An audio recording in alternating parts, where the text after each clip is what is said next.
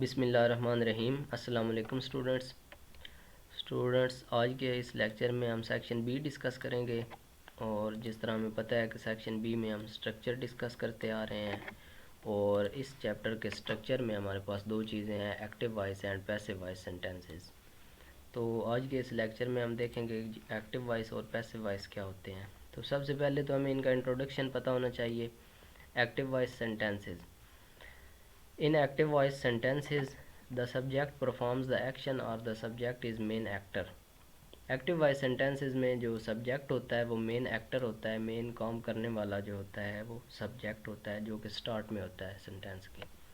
इसके बाद active voice में एक वर्ब होता है, फिर उसके बाद एक डायरेक्ट ऑब्जेक्ट होता है। तो ये एक्टिव वॉइस का उसने पैटर्न बताया है, सब्जेक्ट, उसके बाद वर्ब, फिर उसके बाद ऑब्जेक्ट। नीचे ये उसने एग्जांपल दी है, the dog beat the boy, कुत्ता लड़के को काटता है। अब काटने वाला जो है वो कुत्ता है, तो मेन एक्टर जो है, मेन काम करने वाला सब्जेक्ट जो है वो डॉग है। इसके बाद वर्ब है, वर्ब के बाद डायरेक्ट ऑब्जेक्ट है, यानी जिस पर काम हो रहा है, जिसको काटा जा रहा है वो लड़का है, वो ऑब्जेक्ट है। इसी तरह Ayesha will give a presentation on her research project at the seminar. Ayesha जो है वो सेमिनार पर अपने रिसर्च प्रोजेक्ट पर जो है प्रेजेंटेशन देगी। अब प्रेजेंटेशन देने वाला जो मेन एक्टर है, जो काम करने वाली है वो आयशा है, और जो काम है उसका गिव देना उसका काम है, प्रेजेंटेशन। तो ये वर्ब है, इसके बाद हमारे पास ऑब्जेक्ट है। अच्छा, scientists have carried out experiments. Scientist जो हैं उन्होंने एक्सपेरिमेंट्स कर लिए या कर चुके हैं। अब मेन जो एक्टर्स हैं वो साइंटिस्ट्स हैं, काम करने वाले जो हैं। तो कैरी आउट जो है वो वर्ब है, इसके बाद एक्सपेरिमेंट्स जो हैं वो ऑब्जेक्ट्स हैं। अच्छा, इसके बाद आता है पैसिव वॉइस। अब हम पढ़ते हैं पैसिव वॉइस क्या होता है। एक्टिव वॉइस की तो हमें समझ आ गई, ये एक डायरेक्ट नरेशन होता है जिसमें सीधा सीधा पहले नंबर पे सब्जेक्ट होता है, फिर सेकंड पे वर्ब होता है, फिर थर्ड पे डायरेक्ट ऑब्जेक्ट होता है। ये तीन चीज़ें मेन होती हैं इस सेंटेंसेस में, और भी कुछ आ सकता है, हेल्पिंग वर्ब्स हैं, विल है, हैव है, इस तरह की चीज़ें आ सकती हैं, तो इनसे आपने कंफ्यूज नहीं होना। पैसिव वॉइस सेंटेंस क्या होते हैं? द सब्जेक्ट और the actor becomes secondary and emphasize on is on the action. अब होता क्या है कि इसमें जो मेन एक्टर है वो सेकेंडरी बन जाता है, और जो सेकेंडरी जो हमारा ऑब्जेक्ट होता है वो हमारा सब्जेक्ट बन जाता है, मेन एक्टर बन जाता है, मतलब उसकी प्लेस पे आ जाता है। रहता तो वही है ना, एक्टर तो वही रहता है, काम करने वाला तो वही होना है जो जो काम कर रहा है, लेकिन उसने ऑब्जेक्ट की जगह पे चले जाना है, और ऑब्जेक्ट जो है उसने शुरू में सब्जेक्ट की जगह पे आ जाना है। ये चेंजिंग हो जाती है। Therefore, the focus of the sentence is on the object rather than the subject.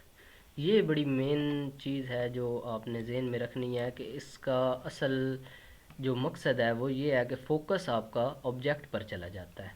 अगर आप सब्जेक्ट शुरू में लिखेंगे तो यहाँ पे फोकस आपका सब्जेक्ट पे था, सब्जेक्ट डॉग है, फोकस जो है वो डायरेक्टली पहले डॉग पे जा रहा है, बॉय बाद में ज़हन में आता है। इसके बाद आयशा है तो फोकस उस पे जा रहा है, साइंटिस्ट्स हैं तो फोकस उस पे जा रहा है। लेकिन जब इनको इंटरचेंज कर देते हैं, अब ये एक्सपेरिमेंट्स अगर शुरू में आ जाएं, साइंटिस्ट एंड पे चले जाएं, तो फोकस आपका एक्सपेरिमेंट्स पे जाएगा। तो ये है कि ये फ़िक्रे का जो फोकस है वो चेंज कर देता है।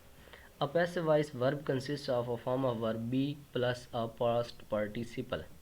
ठीक है जी, इसमें बी का इजाफा होता है, बी का इजाफा करके जो वर्ब है उसकी थर्ड फॉर्म लगाते हैं, पास्ट पार्टिसिपल वाली, जो जिसको हम तीसरी फॉर्म बोलते हैं। चलिए नेक्स्ट है, often passive voice sentences will contain a by phrase. तो पैसिव वॉइस में अक्सर बाय भी इस्तेमाल हो जाता है, indicating who or what perform the action. अच्छा जी, read the same sentences and notice how the focus changes from actor to action. अच्छा, यहाँ पे उसने एग्जांपल्स दी हैं और कहा है कि चेक करें किस तरह फोकस जो है वो एक्टर से एक्शन पर चला गया है। The boy was bitten by the dog. अब द बॉय जो है, फोकस देखें आपका बॉय पे आएगा। The boy was bitten by the dog, लड़का जो है वो कुत्ते से काटा गया था। अब काटने वाला तो कुत्ता ही है, और जो जिसको कट लगा है वो लड़का है, लेकिन अब फोकस लड़के पे है, पहले फोकस जो है वो डॉग पर था। Research presentation will be given by Ayesha at the seminar. तो अब फ़िक्रे की चेंजिंग आप देखें, पहले आपने देखा कि आयशा जो है वो स्टार्ट में था, अब आयशा जो है वो लास्ट पे चली गई है और रिसर्च प्रेजेंटेशन जो है वो स्टार्ट में आ गया है, सब्जेक्ट की जगह पे आ गया है। तो ऑब्जेक्ट ही काम इस पर हो रहा है और काम करने वाली आयशा है, एक्टर आयशा ही है, और एक्ट जो हो रहा है वो तो उसने बना कर देनी है प्रेजेंटेशन, और जिस पर काम हो रहा है वो रिसर्च प्रेजेंटेशन है। तो लेकिन उनकी आपस में जो है रिप्लेसमेंट हो गई है, जगह तब्दील हो गई है। तो किस तरह हुई है, विल बी साथ आ गया है, विल बी, वहाँ पे विल गिव था ना, तो यहाँ पे will be given by Ayesha, Ayesha से दी जाएगी। Experiments have been carried out by the scientists. ठीक है जी, ये भी इंटरचेंज हो गया, एक्सपेरिमेंट्स जो है आपका फोकस उस पर चला गया, साइंटिस्ट जो है वो एंड पे चला गया। तो इस तरह के और भी उसने सेंटेंसेस नीचे ये टेबल के अंदर लिखे हैं, आपने इनको भी अच्छी तरह रीड कर लेना है और देखना है किस तरह जो एक्शंस हैं वो एक्टर में सॉरी जो ऑब्जेक्ट्स हैं वो एक्टर में चेंज हो गए हैं और एक्टर्स जो हैं वो सब्जेक्ट ऑब्जेक्ट में चेंज हो गए। Active voice at the presiding officer vetoed the committee's recommendations. तो यहाँ पे कमेटीज़ रिकमेंडेशन जो है ये आपको नज़र आ रहा है जो इस कलर के अंदर। तो ये वाला हमारे पास ऑब्जेक्ट है तो इसको उसने सब्जेक्ट बना दिया है। The committee's recommendation was vetoed by the presiding officer. अच्छा, एक बात और बड़ी इंपॉर्टेंट जो आपको बतानी ज़रूरी थी कि एक्टिव वॉइस और पैसिव वॉइस को समझने के लिए आपको टेंसेस जो हैं वो कंप्लीट आने चाहिए। टेंसेस जो हैं वो आपने कंप्लीट सीखने हैं, वो आपको लाजमी आने चाहिए, उसके बगैर आप एक्टिव वॉइस और पैसिव वॉइस को समझ नहीं सकते। और टेंसेस को समझने के लिए भी अलहदा मैंने वीडियोस जो हैं वो बनाई हैं, तो उनका लिंक आपको डिस्क्रिप्शन में भी मिल जाएगा। वैसे भी आप व्हाट्सएप पर कांटेक्ट करके आप उनका लिंक जो है वो हासिल कर सकते हैं और वहाँ से आप टेंसेस को समझ सकते हैं और एक्टिव वॉइस और पैसिव वॉइस को भी समझ सकते हैं, क्योंकि बुक में ज़्यादा एक्सप्लेनेशन के साथ नहीं बताया गया, क्योंकि एक्टिव वॉइस पैसिव वॉइस जो जितने भी टेंसेस हैं हर टेंस को चेंज करने की एक्टिव वॉइस से पैसिव वॉइस में या पैसिव से एक्टिव वॉइस में चेंज करने के रूल्स हैं और अलग-अलग तरीके हैं। तो इसलिए बुक के अंदर इस बुक के अंदर वो तफसील से नहीं बताया गया।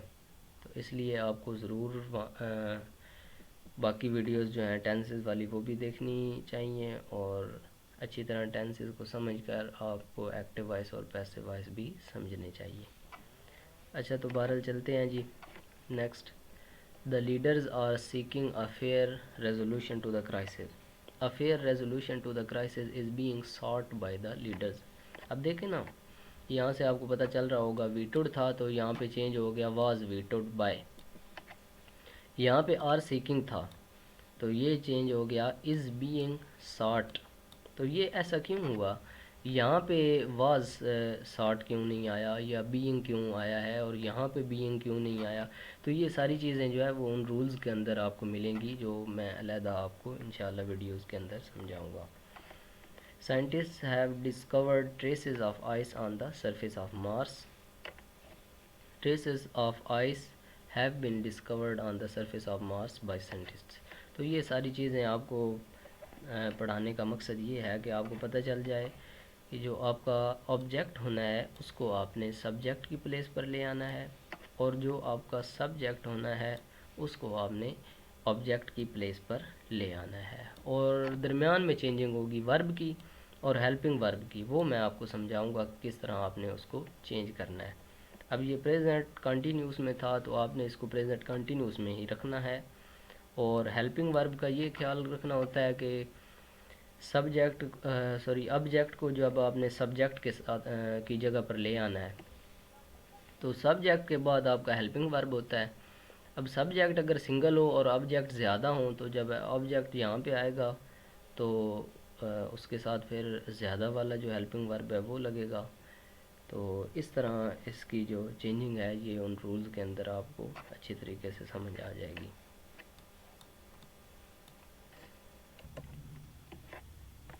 अच्छा जी, इसके बाद while active voice helps to create clear and direct sentences. Active voice में आपने क्लियर और डायरेक्ट सेंटेंसेस जो है वो लिखने होते हैं। सॉरी, जो लिखते हैं आप सेंटेंसेस वो क्लियर और डायरेक्ट नरेशन में होते हैं। Sometimes writers find that using an indirect expression is affective in some situation. तो कुछ सिचुएशंस ऐसी होती हैं जिनमें कुछ सस्पेंस वगैरह क्रिएट करना होता है, या इस किस्म की कोई चीज़ जो है वो पैदा करनी होती है अपनी गुफ्तगू को खूबसूरत बनाने के लिए, तो वो इनडायरेक्ट एक्सप्रेशंस भी यूज़ करते हैं जिनको हम पैसिव वॉइस बोलते हैं।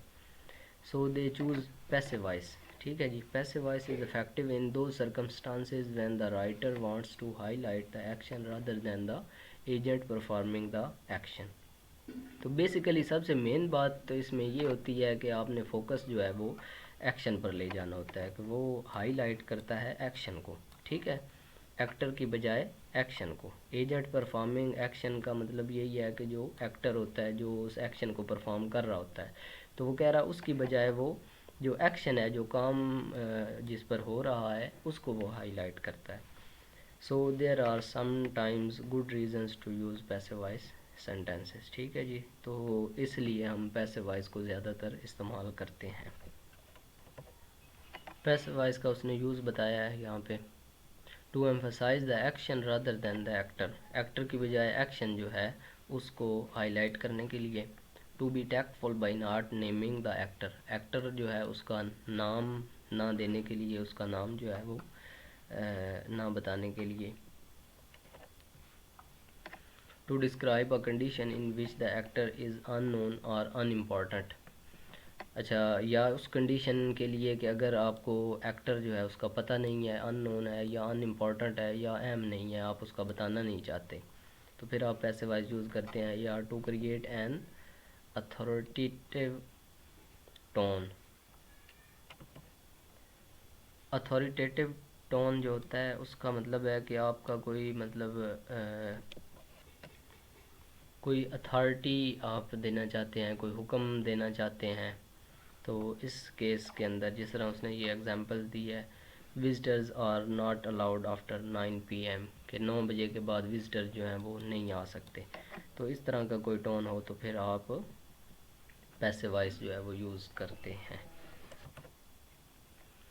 इसके बाद एक कंपैरिजन लिखा हुआ है यहाँ पे एक्टिव वॉइस और पैसिव वॉइस के दरमियान, तो ये आप पढ़ लें। Active voice is best suitable in informal, personal and non scientific writing situation. तो इन सिचुएशंस के अंदर जो एक्टिव वॉइस है वो ज़्यादा बेस्ट होता है, इनफॉर्मल के अंदर, पर्सनल के अंदर, नॉन साइंटिफिक के अंदर। अच्छा, जो पैसिव वॉइस होता है robes your work of energy and aliveness and blurs your readers sense of who is doing what. Passive voice जो होता है वो आपकी एनर्जी को वेस्ट करता है। Aliveness, blurs your readers sense, वो आपके जो पढ़ने वाला कारी होता है, जो आपकी स्टेटमेंट को पढ़ रहा होता है, उसके सेंस को ब्लर कर देता है, मींस उसको समझने में मुश्किल पैदा करता है, जो पैसिव वॉइस होता है। Good writers prefer active voice because they want information to flow in a clear and direct manner for the readers. Good writers जो होते हैं वो डायरेक्ट जो नरेशन होती है, जो एक्टिव वॉइस होती है, उसके अंदर लिखना पसंद करते हैं। Thus, at the times, having using passive voice helps create an objective, fact-based discourse. अगर आपने कोई ऑब्जेक्टिव साइंटिफिक लिखनी है स्टेटमेंट, तो फिर आप पैसिव वॉइस को यूज़ करें। Readers prefer reading materials written in active voice rather than in passive voice. जो रीडर्स होते हैं, पढ़ने वाले, वो भी एक्टिव वॉइस में ही पसंद करते हैं लिखी हुई चीज़।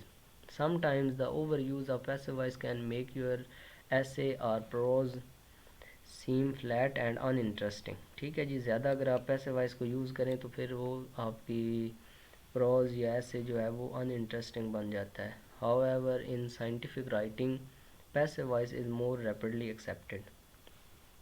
साइंटिफिक राइटिंग के अंदर जो है वो पैसिव वॉइस ज़्यादा इस्तेमाल होता है। Even in scientific writing over use of passive voice means long and complicated sentences that can cause readers to lose interest or become confused. ठीक है जी। पैसिव वॉइस जो है वो जो अनइंटरेस्टिंग बनाते आया चीज़ों को और कंफ्यूज कर देता है पैसिव वॉइस। इसके बाद कुछ सेंटेंसेस हैं, इनको आपने चेंज करना है एक्टिव वॉइस से पैसिव वॉइस के अंदर। Children can not open these bottles easily. अब आप सबसे पहले तो इसमें से देखें कि सब्जेक्ट कौन सा है और फिर देखें ऑब्जेक्ट कौन सा है और इसके बाद वर्ब को ढूंढें, फिर इसको चेंज करें। चेंज कैसे करना है, दीज बॉटल्स जो है ये सब्जेक्ट्स हैं, सॉरी ऑब्जेक्ट है, इसको आपने स्टार्ट में लिख देना है दीज बॉटल्स। फिर कैन नॉट है तो इसको आपने कुड नॉट में चेंज करना है, कुड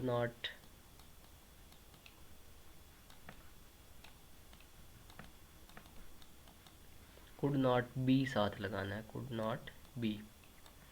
इसके बाद ओपन है, ओपन को आपने थर्ड फॉर्म में चेंज करना है, ओपन लिखना है these bottles could not be opened.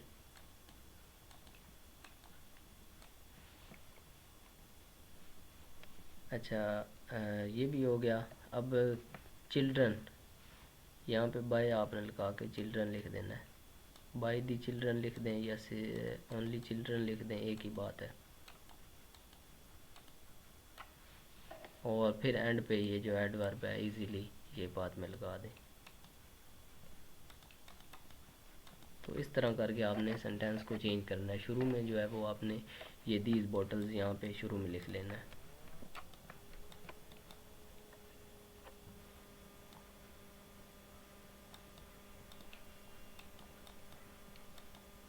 These bottles. तो ये सारे रूल्स जो हैं वो आपको अलहदा वीडियोज़ के अंदर मैं समझा दूँगा, वहाँ से आपने अच्छे तरीके से समझ लेने हैं। The government build a road right outside their front door. अब यहाँ पे अ रोड है, यानी बनाई गई क्या चीज़ है, रोड है। अ रोड वाज, यहाँ पे बिल्ट लगा हुआ है लेकिन आपने इसमें हेल्पिंग वर्ब जो है वो वाज यूज़ करना है क्योंकि ये पास्ट सेंटेंस है, पास्ट टेंस का फिक्र है। A road was built by the government right outside their front door। ठीक हो गया जी। इसके बाद है mister Butt broke the antique vase as he walked through the store. तो द एंटिक वेज इसको आपने शुरू में लगा देना है। The antique vase was broken by mister Butt as he walked through the store. तो इस तरह ये सेंटेंस बन जाएगा। इसके बाद है the construction workers are making street repairs all month long.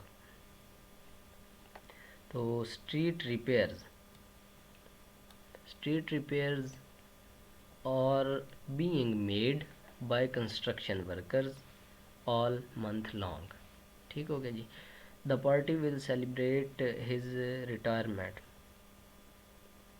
His retirement इसको आपने स्टार्ट में लिख लेना है, his retirement will be celebrated by the party.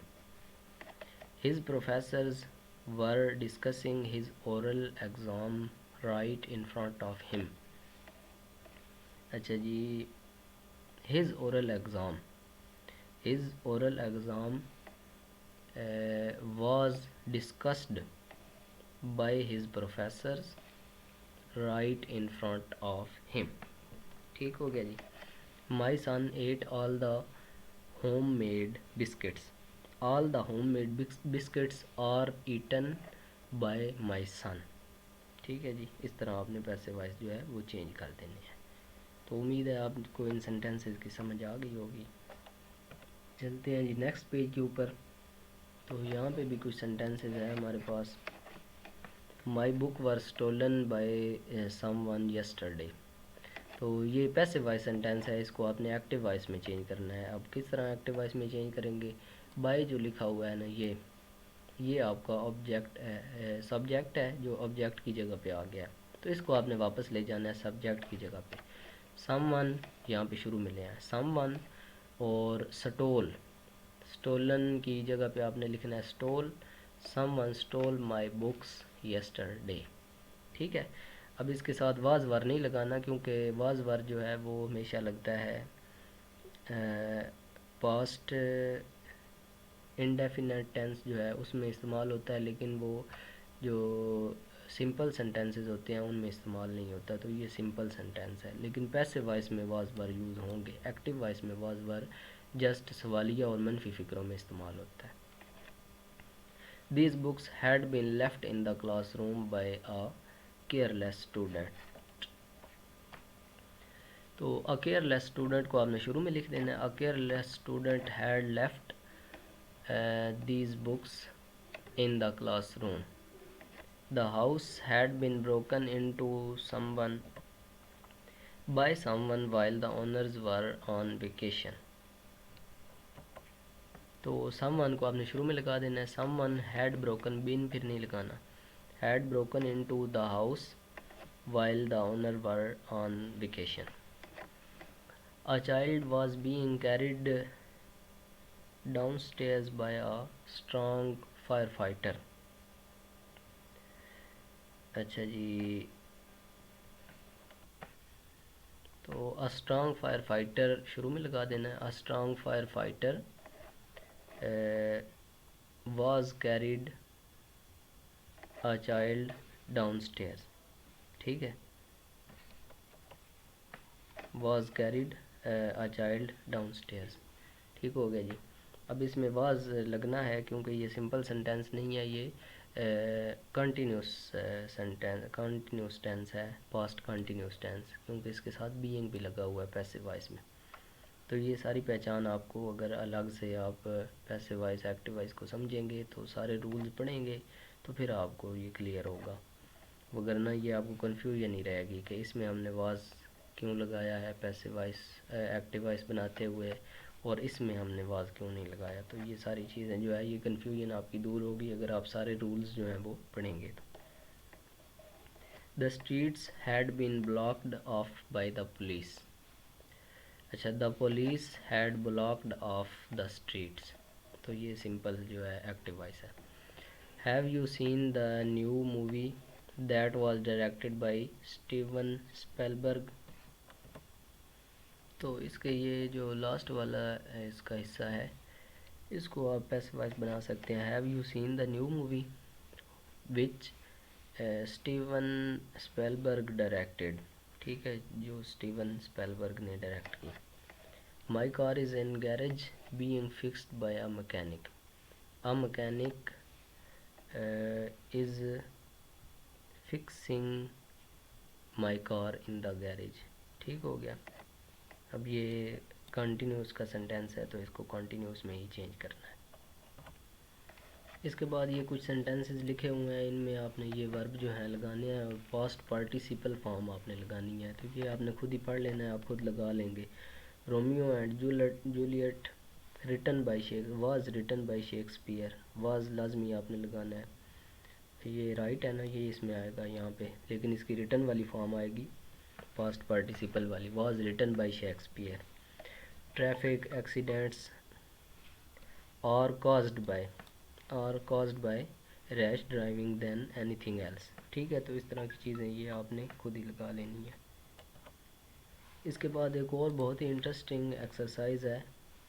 We are giving 4 topics. आपको 4 टॉपिक्स दिए गए हैं, ये आपके टॉपिक्स हैं।